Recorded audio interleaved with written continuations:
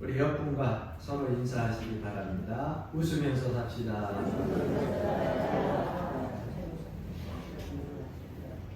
한 번 더 하십시다. 웃으면서 살겠습니다.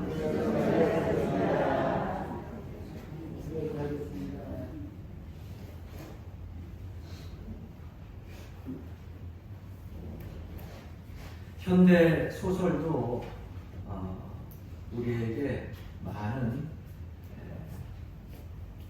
자각과 그리고 도전을 주지만 이 고대 소설도 읽어보게 되면 또 심오하고 깊은 뜻이 있어가지고 우리들에게 깊은 깨달음을 주기도 합니다. 고대 설화 가운데 이런 이야기가 있습니다. 현실 세계의 삶을 마치고 이제 사후 세계로 가기 위하여서 그 경계선에 도달한 여인이 있었습니다. 그곳에 도달한 이 여인이 성경식으로 말하자면 요단강이겠죠. 거기에 도달한 여인이 웨이론이라고 하는 한 요정을 만나게 됩니다. 그 요정에게 묻습니다. 이 강을 건너가기 전에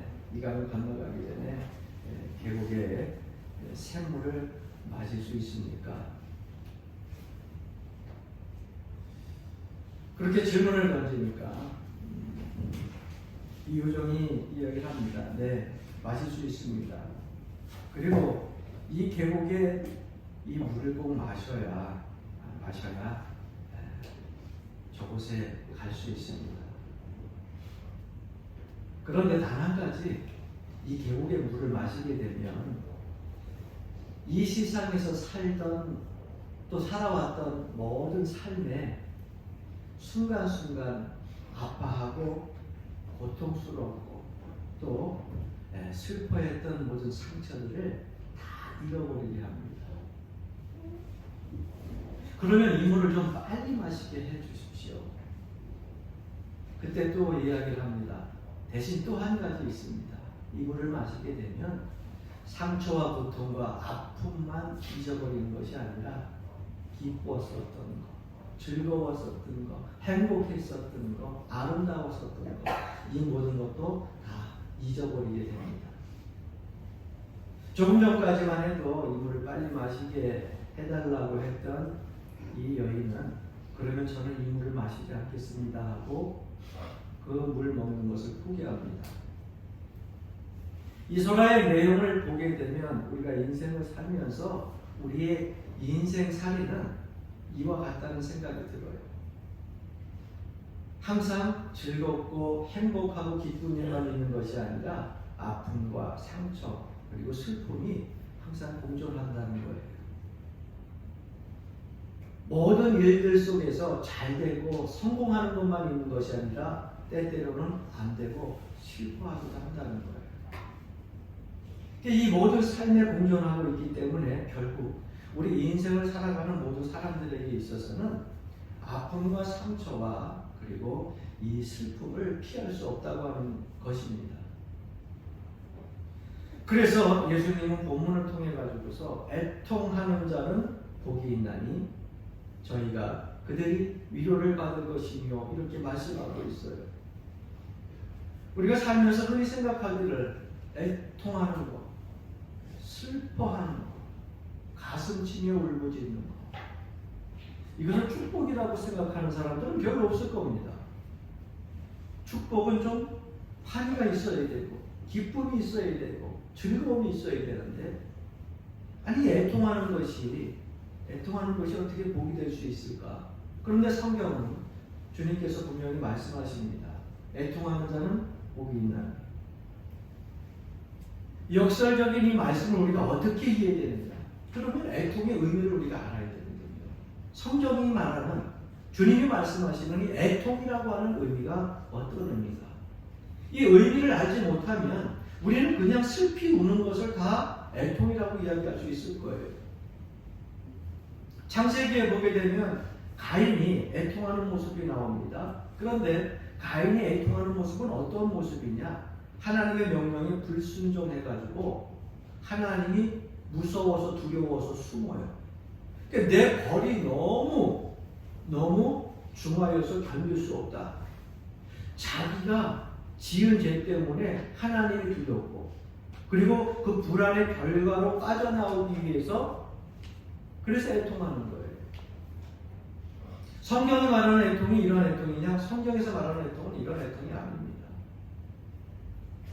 또 사무엘하 13장에도 보게 되면 암논이라고 하는 그러한 사람이 등장하게 되는데, 암논이 그 누이 다말을 인하여 심하로 병이 된다, 이렇게 기록하고 있어요. 한국적으로 우리가 그 의미를 생각해 보자면 화병 얻는 거예요. 화병. 배다른 누이 동생에 대한 충족되지 못한 자기의 성욕, 이 성욕으로부터 나오는 고통이에요. 이것도 성경적인 애통과는 거리가 먼 거예요. 그리고 또 사무엘상 15장 이하에 보게 되면 사울이 하나님 앞에 범죄하여서 그 왕위를 폐위당하게 됩니다. 그럴 때 사울이 또 사무엘에게로부터 듣는 그 말을 통하여서 애통해하는 모습이 나오는데, 그 모습도 역시 성경에서 얘기하는 애통이 아니에요. 그러니까 이것은 성경에서 말씀하시는 애통의 의미를 바로 알지 못하게 되면 우리가 내 스스로 죄를 져서 불안해서 두려움에서 빠져나오고 싶어서 애통하는 거, 이것을 성경에서 이야기하는 애통으로 알고 있는다는 건데 그게 아니라는 거죠. 다른 사람을 너무너무 사모하는데 그 사람이 내 마음을 몰라줘요. 네? 성령으로부터 오는 그러한 슬픈 간구, 애통, 이런 것들이 성경에서 얘기하는 애통이 아니라는 거죠. 또 하나 사울의 모습은 자기 자신의 위치를 잃을까봐, 자기 자신의 권위가 무너질까봐, 왜? 왕에서 폐위가 되게 되면 자기의 자존심을 둘째치고 권위와 자기가 모든 쌓았던 권력과 부와 모든 영광을 다 잃어버리니까 그것이 무너지는 것 때문에 애통이 하는 거란 말이죠. 이런 것이 성경에서 말하는 애통이 아니라는 거예요. 그럼 주님께서 말씀하신 이 성경의 애통이라고 하는 참된 의미는 뭐냐? 여러분, 성경에서 말씀하시는 애통은 자기 성찰에 근거한 거예요. 그러니까 내 자신이 하나님 말씀 앞에 비춰봐가지고서 그 죄로 인하여서 괴로워 견딜 수 없는 그런 아픔, 죄로 인하여서 견딜 수 없는 그 슬픔, 그것 때문에 하나님 앞에 눈물 흘리며 기도하는 것, 이런 것을 애통이라고 우리가 이야기할 수 있는 것입니다. 우리 한국 사람들은 자기 성찰이 많이 부족하다고 해요. 목사님, 그게 누구 말입니까? 한국 역사 기록하고 그리고 한국인들을 연구한 서적들을 보니까 대부분 한국 사람들의 취약점이 자기 성찰이 부족하다는 거예요. 그래서 내가 안 되고 내가 실패하고 내가 자꾸 넘어지면 그것을 자기 자신에게서 찾는 것이 아니라 자꾸 다른 사람에게서 찾는다는 거죠. 우리나라가 일본 식민지에 그렇게 36년 동안 살아왔다고 하는 것, 그 자체에 분노만 가지고 있어요? 억울함만 가지고 있어요? 그래서 우리는 흔히 이런 말들을 합니다. 이 자리에 일본 분들 없으니까. 죄송하지만 우리 일본 사람들 가지고 아이들 때부터 그렇게 불러왔어요. 외놈. 좀 더 심한 말로 뭐라 그랬습니까? 쪽발이. 결코 듣기 좋은 말들 아니거든요. 그런데 우리나라가 왜 일본 식민지로 살게 되었는가? 우리나라가 왜 망했는가? 이거를 자기 성찰을 하지 아니하게 되면 여러분, 이러한 일들은 두 번, 세 번 또 일어날 수 있는 것들이에요. 그러니까 자기 성찰이 필요한데, 오늘날 이 시대에도 보게 되면은요, 일본인과 한국인들을 비교할 때 한국 사람들은 자기 성찰이 일본인에 비하여 아주 부족하다는 거예요. 무엇이 어떻게 잘못되어지게 되면 항상 나로부터 성찰하고 내가 무엇을 가지고서 다시금 이러한 실패를 거듭하지 않아야겠다 하면서 고쳐나가는데, 그런 것에 대해서 조금 약점이 있다는 거예요. 그래서 어렸을 적에 또 아니면은 성장한 어른들도 가끔가다 한국 사람들은요, 감정적으로 사람을 대할 때가 많이 있어요. 좀 이성적으로 이렇게 있다가도 내 감정에 북받아 오르게 되면 그 다음에 이성을 잃어버려요. 그리고서 툭 튀어나오는 말이 뭔지 아십니까? 내가 누군지 알아? 내가 누군지 알아? 내가 남자인데. 그러다가 자기 자신이 내세울 거 없으면 뭐라 그럽니까? 우리 아버지가 누군지 알아? 그것까지 없으면 우리 삼촌이 누군지 알아? 뭐예요? 자기를 자꾸 내세우는 거예요. 자기 성찰할 생각을 하지 않으라고. 그게 우리나라 사람들의 취약점 아니에요. 여러분, 내가 누구긴 누굽니까? 하나님 앞에서 주인이죠. 성경적으로 성찰해보자는 거예요. 뭐 이 나라에 뭐 큰 지위를 가지고 있는, 정치적인 권력을 가지고 있는 어떤 회사의 큰 높은 직분을 가지고 있는 뭐 그런 거 문제가. 그런데 한국 사람들은 그걸 자꾸 내세우는데 성경적으로 얘기해보자는 거예요. 자기 성찰이 됩니까? 아니죠. 내가 누군지 알아? 성경으로 우리가 말씀해보자면 내가 누군지 알아? 나는 하나님 앞에 죄인일 뿐이에요. 그래서 성경에서 말하는 이 애통은요, 자기 성찰에 근거한 거예요. 내가 믿음과 신앙을 가지고 자꾸 주님께서 원하시는 성숙한 그런 믿음과 신앙으로 자라나려고 한다고 하면 우리가 성경에서 말하는 이 애통이 무엇인지 그 자기 성찰을 통해 가지고서 하나님 앞에 우리가 그 거룩함 앞에 설 수 있어야만 이 애통의 의미도 알게 되고요, 성숙하게 우리의 신앙과 인격이 자라날 수 있다고 하는 거예요. 고린도후서 7장 10절의 말씀 보게 되면 사도 바울이 이렇게 말하고 있습니다. 하나님의 뜻대로 하는 것이면 후회할 것이 없는 구원에 이르게 하는 회개를 이루는 것이요, 세상 근심은 사망을 이루는 것입니다. 하나님의 뜻대로 하는 근심, 그것이 뭐예요? 회개라는 것. 그러면 자기 성찰은 어떠한 모습이에요? 나는 이 세상에서 권력도 가지고 있고 물질도 가지고 있고 지식도 가지고 있고 또 더 나아가지고서 다른 사람들에게 없는 재능도 가지고 있고 여러 가지 주변에 좋은 환경도 갖고 있고 다 가지고 있어도 난 하나님 앞에 왜 이렇게 오랫동안 신앙생활하면서도 오랫동안 믿음 생활하면서도 빛과 소금의 역할을 감당하지 못할까? 매일 아침 순간 하나님 은혜 가운데 믿음을 가지고서 그리스도인으로서 거룩함을 추구하며 거룩하고 경건하고 주님이 기대하시는 그 합당한 삶을 살기를 원하겠다고 다짐을 해놓고 나가서는 또 모든 사람들에게 실망을 안겨주는 그러한 삶을 살고 있을까? 죄에서 벗어나서 선하고 의로운 삶을 살고자 이렇게 애를 쓰는데도 내 삶의 발자국을 보게 되면 그 모든 삶의 그 발자국, 발자취에는 죄악의 때가 가득 묻어 있을까?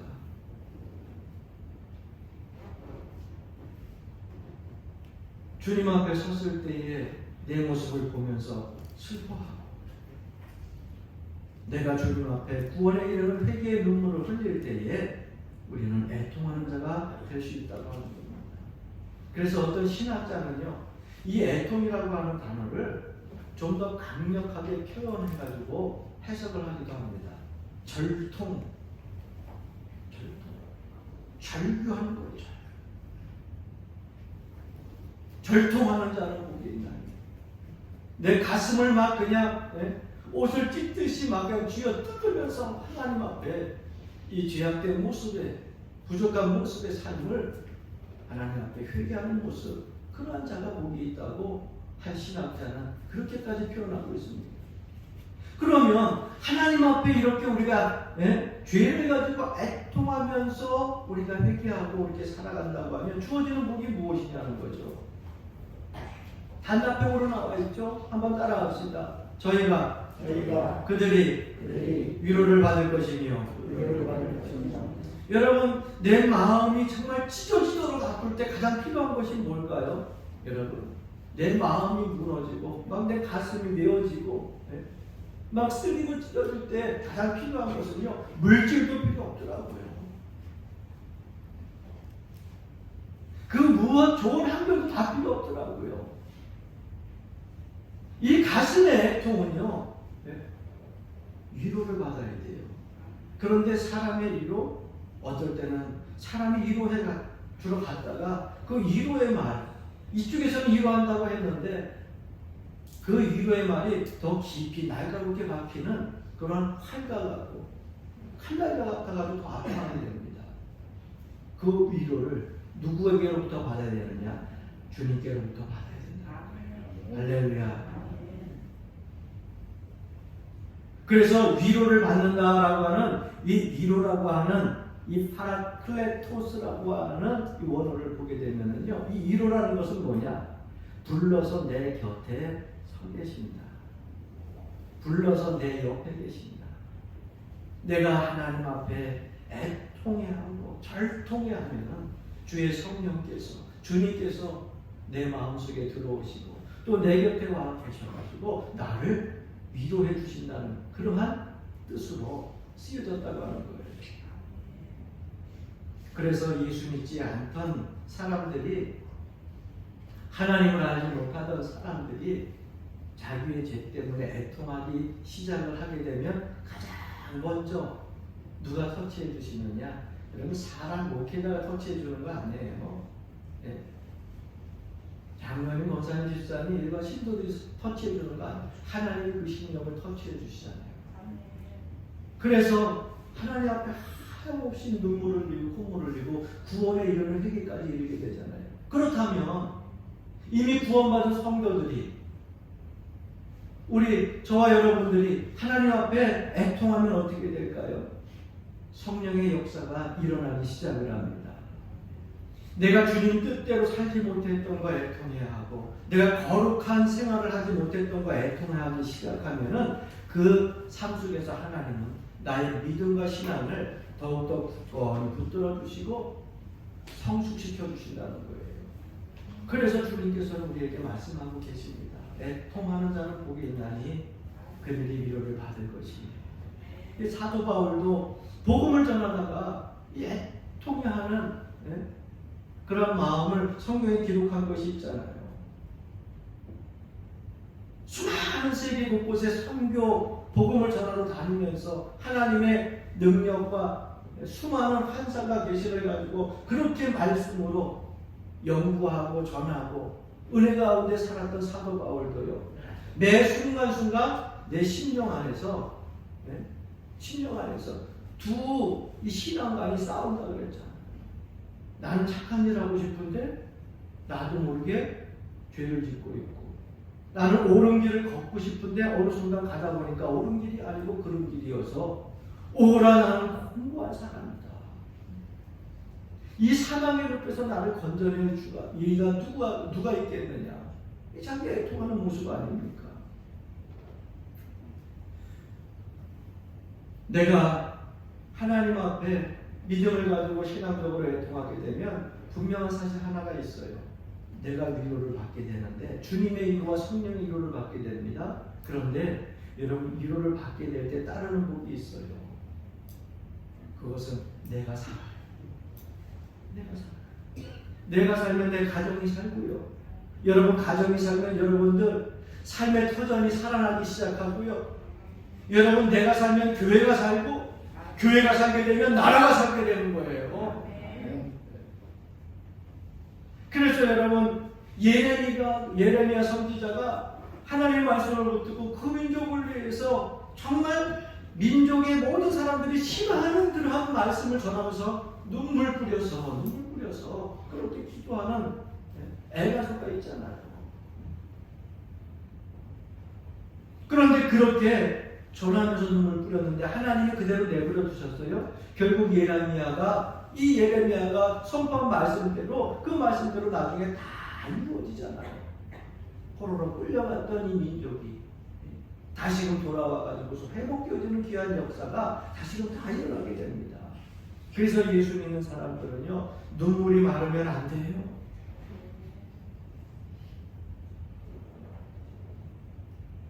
자꾸 눈물이 마르게 되면은요, 메마른 밭은 갈라지게 돼 있어요. 메마른 땅이 자꾸 쩍쩍 갈라지듯이 메마른 우리의 마음이 자꾸 갈라지게 되면은요, 그 다음에는 모든 일들 속에서 공격적인 사람이 돼요. 자꾸 하나님 앞에 애통하는 마음을 가지고 여러분 많이 우시기를 바랍니다. 죄 때문에 울게 되면은요, 하나님이 기쁨의 눈물로 채워주셔요. 상처 때문에 울면은요, 다른 사람들에게 위로를 줄 수 있는 은혜의 눈물을 허락해 주세요. 할렐루야. 저는 종종 그런 생각을 해봐요. 받는 사람보다 주는 사람이 복이 있다 그러죠. 여러분, 근데 사람이 받는 게 좋아요, 주는 게 좋아요? 네, 받는 게 좋죠. 네, 그걸 어린아이 신앙이라고 합니다. 네, 왜 그러면 저도 그래요. 받을 때 너무 좋아. 나를 생각해 주는 것이고. 그런데 제가 목회를 하면서 그 받는 것 기쁨보다 내가 누구를 위해서 무엇인가 줄 수 있는 시간을 주고 누구에게 무엇인가 줄 수 있는 그런 물질들을 줬을 때요, 받았을 때의 기쁨보다 훨씬 오래가다고 합니다. 그게 더 크다고 하는 것을요, 나는 벌써 수십 년 전부터 계속 목회하면서 계속해서 그게 느껴지더라고요. 그래서 성경에서 말씀하시는 이 말씀이 이거구나. 주는 자에게 복이 있다고 하는 거. 다른 사람들 위하여서 내가 눈물로 기도하고 또 나의 자신의 죄를 위해서 눈물로 기도할 때에 그것이 나의 삶 속에서 아픔과 슬픔으로 끝나는 것이 아니라 하나님이 나를 위로해 주시고 또 나를 통하여서 내가 위로받게 되니까 주변 사람들이 위로를 받게 되니까 그것이 나의 삶 속에 복이 되고 내가 살아야 가정이 살고 가정이 살고 교회가 살고 나라가 살고 지역이 살고 이런 역사들이 나타나는구나. 이러한 데까지 우리가 믿음과 신앙이 살아오게 되더라고요. 그래서 한 청교도는 이런 고백을 했습니다. 살아있는 신앙인에게는 눈물샘이 마르지 않습니다. 죽은 사람 죽고 난 다음에 내가 일평생 100세까지 살려고 했는데 99세까지밖에 못 살았네, 1년을 더 못 살았네, 그러면서 억울해서 우는 사람 봤어요. 내 자식 결혼하는 거 내가 꼭 보고 세상 떠나려고 했는데 내 자식 결혼하는 거 못 보고 세상 떠났구나 하면서 죽어서 눈물 흘리는 거 봤어요? 아니에요. 살아있는 신앙인이 눈물샘이 마르지 않는 거예요. 그래서 살아계신 하나님 앞에 내 부족함을 발견할 때마다 주님의 거룩한 그러한 모습 앞에서 내가 거룩하지 못하게 살 때 그 모습을 발견할 때마다 내 모습의 부족함 때문에 하나님 앞에 가슴 아파하며 눈물 흘리지 않을 수가 없다는 겁니다. 안타까운 이웃들의 모습을 보면서 아유 다행이다, 나에게 저런 일이 일어나지 않아서 그것이 아니라 안타까운 이웃들의 그 모습들을 보면서 그들을 위하여서 같이 가슴 아파하고 돌아서지 못하는 그 사람들 위하여서 눈물로 기도하는 그러한 삶의 모습, 이것이 바로 애통하는 모습이라고 하는 거예요. 우리 교회에 저와 여러분들에게 이러한 눈물의 샘이 마르지 않기를 주 이름으로 간절히 축원합니다. 시편 83편 6절 말씀에 보니까 저희는 눈물 골짜기로 통행할 때에 그곳으로 많은 샘의 고시되게 하셨으며 기록하고 있어요. 눈물을 흘리게 되면 그것이 오히려 생명을 주는 생명의 샘으로 바뀐다는 고백이에요. 그럼 어떻게 하면 우리가 애통하는 사람이 될 수 있습니까? 첫 번째로 자신의 죄와 깊은 대면을 할 줄 알아야 됩니다. 예수 믿는 사람들은 주의 말씀을 듣다가 주의 말씀을 보다가 기도하다가 이것이 나의 삶 속에 있어서 하나님 보시는 죄악이다 그러면은요, 그 자리에서 애통이 할 줄 있어야 돼요. 죄를 고백하며 회개하는 자리에 나와야 되는 것입니다. 그런데 믿는 사람들이 가끔가다 이러한 삶 속에 살면서도 세상에 죄 없는 사람이 있으면 다 나아보라 그래. 손들어보라 그래. 그 사람들은 나보다 더해. 저 사람들은 나보다 더해. 법이 어디 있어 저 사람들에게 있어서. 나는 그 사람들에 비하면은 진짜 요만큼밖에도 안 되는데 왜 이거 갖고도 그래. 여러분 이렇게 자기 죄에 대한 깊은 성찰과 고백이 없으면 결코 애통하는 사람이 될 수 없어요. 상대적으로 우리가 죄를 가지고 논할 것이 아닙니다. 죄는요 상대적인 것이 아니라 하나님과 나와 개인적인 거예요. 개인적인 거. 죄라고 하는 사이즈, 세상에서 살인죄는 크고 도덕죄는 조금 작고 사기죄는 중간쯤 가고 세상의 법률이 정해놓은 거지. 우리가 하나님 앞에 믿음과 신앙을 가지고 사는 그리스도인인데, 그러면 우리의 모든 죄는요 누구하고 대면해야 돼요? 하나님과 나와의 1:1 대면이에요. 성경을 가지고 1:1 대면해야 돼요. 성경에서 이야기하는 대로 거짓말하지 마라. 그러면 거짓말하지 말라고 하는 건 내가 거짓말했으면은요 세상에서 이야기하는 살인하지 말라라고 하는 죄와 뭐가 다를 바가 있냐고요. 똑같은 거예요. 죄는 죄라는 거예요. 죄는 죄라는 거예요. 그런데 우리는 세상적인 법률 제정을 가지고 큰 죄다 작은 죄다 이렇게 나누는 거죠. 그래서 내 자신의 죄를 하나님과 깊은 대화에서 그 내면에서 대화를 해야 우리가 애통하는 사람이 될 수 있는 거예요. 그래야 하나님 앞에 없어지죠. 두 번째는 하나님의 거룩에 대한 깊은 갈망이 있어야 됩니다. 자기 자신의 죄를 바라보고 실망하는 것, 그럴 수 있어요. 왜? 좀 선하게 살고 싶은데, 신앙대로 살고 싶은데, 말씀대로 살고 싶은데, 그런데 살다 보니까 세상이 나를 그렇게 내버려두질 않아요. 사단과 마귀가 장악한 이 세상의 환경은요 나로 하여금 죄를 짓게 만듭니다. 죄를 안 짓게 되면 손해보게 되고 아픔을 받게 되고 고통을 받게 되고 하니까 그것을 피하려고 자꾸 조금씩 죄라고 하는 것에 타협점을 찾아가지고 조금씩 우리의 발과 몸과 언어를 닫고 가기 시작을 합니다.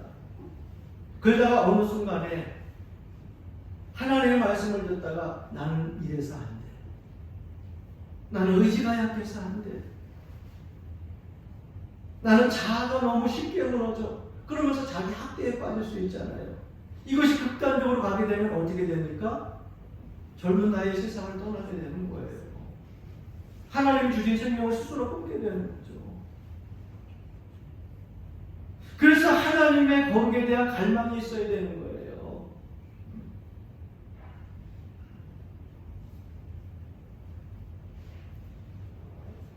1984년 세상을 떠난 기독교 철학자인 또 일종의 전도자라고 할 수 있는 프란시스 셰퍼 박사님이 있었어요. 이분이 말년에 암에 걸려서 세상을 떠나게 되는데 마지막 강단에 서서 대학생들에게 아주 정말 심오한 도전적인 그러한 강연을 하고 세상을 떠납니다. 사랑하는 여러분, 행복을 삶의 목표로 추구하지 마십시오. 그것은 예수 믿지 않는 사람들도 갖는 것입니다.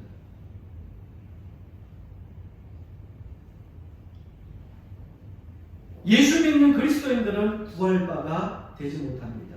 오늘날 이 시대 미국 사람들이 신앙생활하면서 가장 큰 문제는 행복은 구하지만 하나님의 거룩함을 구하지 않기 때문입니다. 그리스도인들이 신앙생활하면서 그 믿음이 성숙하지 아니하고 더 믿음과 신앙적으로 그 나라가 발전적으로 하나님의 기대에 부응하여 나갈 수 있는데 그렇지 못하는 이유는 이것 때문이라는 거예요. 예수 믿는 사람들이나 안 믿는 사람들이나 똑같다는 거예요. 행복을 삶의 추구, 행복을 삶의 목표로 삼고 그렇게 살아간다는 거예요. 그래서 그것을 목표로 삼지 말라는 거예요. 그거 못 이루면 슬프잖아. 그거 이루기 위해서 얼마나 많은 사람들을 희생시켜야 돼요. 그래서 성경에서 이야기하는 행복이라고 하는 해피니스라고 하는 것은요, 이 해피니스는요, 복이라고 하는 개념하고는 좀 떨어져 있어요. 좀 의미가 달라요. 성경에서 이야기하는 이 행복, 해피니스는요, 우연치 않게 이루어지는 삶의 좋은 일들을 가지고서 행복이라고 이야기하고 있어요. 그래서 산상수훈에서 예수님께서 말씀하시는 애통하는 자는 복이 있나니, 이 복이라고 하는 의미 속에서 이 복이요, 해피니스로 쓰여지지 않았다는 거예요. 행복으로 쓰여지지 않았어요. 애통하는 자는 복이 있나니 행복해질 것이다. 그게 아니에요. 그 해피니스가 아니라 거기에는 블레싱이라고 하는 단어가 쓰여졌어요. 이 블레싱이라고 하는 단어는요, 블리드라고 하는 피를 흘리다라고 하는 단어에서 파생이 되어진 거예요. 다시 얘기하면요, 하나님께 이전에 구약시대에 피의 제사, 짐승의 피를 통하여 가지고 하나님 앞에 드리고 내 제사함을 받았을 때 얻는 평안함, 그것을 성경에서는 복이라고 말씀하고 있는 거예요. 이 피의 제사가 다시 이야기하면 뭡니까? 오늘 이 시대에 하나님과 나와의 관계, 죄로 가로막혔던 이 관계가요, 이 피의 제사를 통하여서 하나님과 나의 관계가 회복되어질 때에 그것을 복이라고 이야기하는 거예요.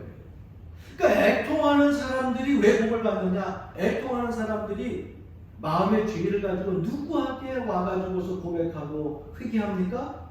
십자가에 달리신 예수 그리스도 앞에 와가지고 주님께 나의 죄를 용서해달라고, 나의 죄를 위하여서 피 흘리신 주님, 그 피의 공로로 내가 하나님 앞에 나갈 수 있다고 하는 것을 알기에 주님 앞에 나와서 눈물을 뿌려 애통해하는 거 아니에요. 그래서 그 회개를 통하여 하나님과의 관계가 회복되어지잖아요. 내 마음에 평안이 밀려오기 시작하잖아요. 기쁨이 넘치기 시작하잖아요. 여러분, 그렇게 얻어지는 것이 이 산상수훈, 주님께서 말씀하시는 복이라는 거예요. 그것이 행복하고는 달라요.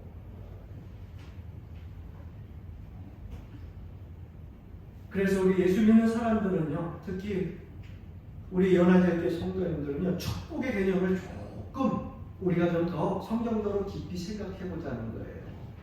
많은 것을 소유하는 것,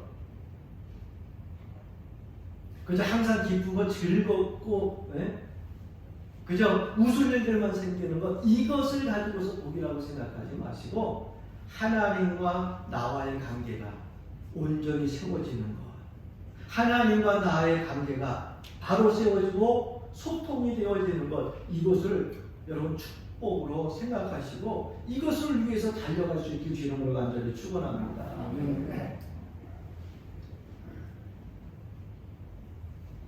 그래서 예수 믿는 사람은 행복을 삶의 목표로 삼지 않고 거룩함을 삶의 목표로 삼아야 되는 거예요. 왜? 행복한 삶은 예수 믿지 않는 사람들도 목표로 삼잖아요. 그러나 그들하고 다른 것이 있어요. 하나님의 거룩하심, 그 거룩하심을 닮아가고자 하는 그러한 삶, 그것이 그리스도인의 삶의 모습입니다. 로마서 6장 22절은 이렇게 말씀하고 있습니다. 그러나 이제는 너희가 죄에게서 해방되고 하나님께 종이 되어 거룩함에 이르는 열매를 얻었으니 이 마지막은 영생이라. 죄에서 해방된 사람들이 구해야 될 것은 거룩함입니다. 그래서 구원받은 사람 구원받았다고 끝나는 것이 아니라 여러분, 영생, 거룩한 영생, 거룩한 구원에 이르기, 최선을 다하는 삶을 살아야 될 줄로 믿습니다. 저는 오늘 이 시간 여러분들, 제 스스로도 묻지만 여러분들에게도 질문하고 싶어요. 여러분 정말 하나님의 거룩함을 사모하고 사십니까? 월요일부터 한 주간 동안 하루하루 24시간 살면서 하나님의 거룩함, 그것에 대한 열망을 가지고 사모하면서 사시느냐고요. 하나님의 그 거룩함 앞에서 못난 나 자신을 바라보면서 얼마나 회개하면서 사십니까? 이 안타까운 내 모습 때문에 신앙생활을 오래 했음에도 불구하고 또 넘어지고 또 쓰러지고 또 배반하고 또 원망하고 불평하는 그러한 삶, 그것 때문에 하나님 앞에 얼마나 많은 눈물을 흘리셨습니까? 저는 우리 이 사순절 기간 동안 우리 모든 성도들이 내 자신의 삶을 성찰하고 그리고 우리 민족을 성찰하고 이 시대를 성찰하면서 눈물을 흘리면서 하나님의 은혜를 구할 수 있는 사순절이 되기를 원합니다. 내가 눈물을 흘리면 나만 사는 것이 아니라 내 가정이 살고요. 할렐루야. 아멘. 내가 다니는 직장이 살고 내가 살고 있는 이 지역이 살고 내가 하나님 앞에 예배하는 교회가 살고 더 나아가서는 우상 숭배하던 이 민족이 살게 되는 것입니다. 주님 앞에 내 한 사람, 나 한 사람 한 사람이 거룩하여지기를 그렇게 사모하면서 눈물을 흘리게 될 때에 여러분 민족이 사는 길까지 나가게 되고 하나님의 거룩한 역사가 세상 곳곳에 퍼지게 되는 거예요. 오늘 본문 말씀은 우리에게 분명히 주님께서 이렇게 말씀하고 있습니다. 애통하는 자는 복이 있나니. 여러분 이러한 하나님의 놀라신 은혜와 축복이 여러분들 눈물 속에 함께 하시기를 주의 이름으로 간절히 축원합니다.